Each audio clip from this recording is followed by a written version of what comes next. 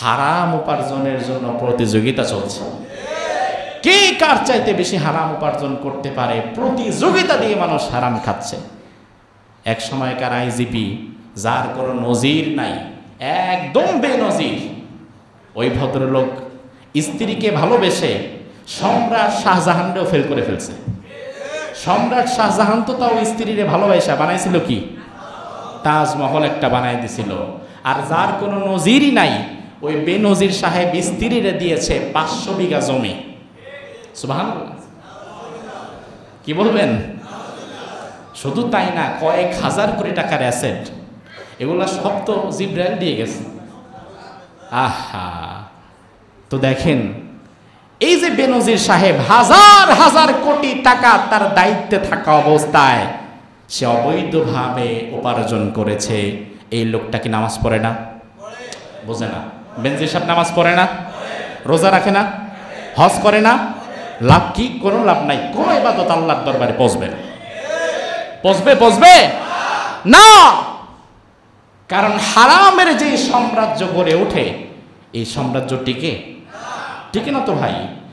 আপনি দায়িত্বে থাকা অবস্থায় মানুষকে গুম খুন যা খুশি করছেন, এত পরিমাণ টাকা কামিয়েছেন, আপনি মনে করেছেন বিরাট সাম্রাজ্য আমি গড়ে ফেলেছি। কোনো লাভ নাই। দুনিয়াতে ফেরাউনের হারাম সাম্রাজ্য টিকে নাই, দুনিয়াতে নমরুদের হারাম সাম্রাজ্য টিকে নাই। আজকেও যারা দুদিনের ক্ষমতার টাকা পেয়ে হারামের সাম্রাজ্য গড়েছ, আল্লাহ তাআলা তোমার সাম্রাজ্যকেও ভেঙে চুরমার করে দেবে, কিচ্ছু থাকবে না। আসছো খালি, যাবাও খালি। মধ্যখান দিয়া জাহান্নামে যাওয়ার টিকিটটা সবার আগে কাইটা ফেলছে। এটাই বোঝার বিষয়। এজন্য আল্লাহ সুবহানাহু ওয়া তাআলা কোরআনুল কারীমে বলেছেন, আগে হালাল খাও, তারপরে ইবাদত করো। আগে কি খেতে হবে? রব্বুল আলামিন বললেন, ইয়া আইয়ুহার রাসূল কুলু মিনাত তাইয়্যিবাতি ওয়া আমালু সালিহা। ও আমার রাসূলেরা, আপনারা আগে হালাল উপার্জন করেন, আগে হালাল খান, তারপরে ইবাদত করেন।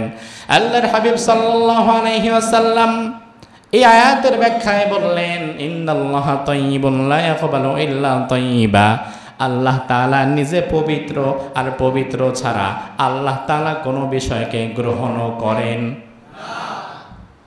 আল্লাহ তাআলা যেহেতু পবিত্র, তিনি অপবিত্র কোনো কিছু গ্রহণ করবে না। আমাদের হারাম খোরেরা তো মাশাআল্লাহ হারাম খায়া এরপরে আসে মসজিদে 5 লাখ 10 লাখ টাকা দিতে। কোনো লাভ নাই। হ্যাঁ, মসজিদ হবে, মানুষ নামাজ পড়বে, মানুষের ফায়দা আছে, কিন্তু তোমার ফায়দা নাই, কারণ তোমার দান আল্লাহ কবুল করেনি। ঠিক কিনা?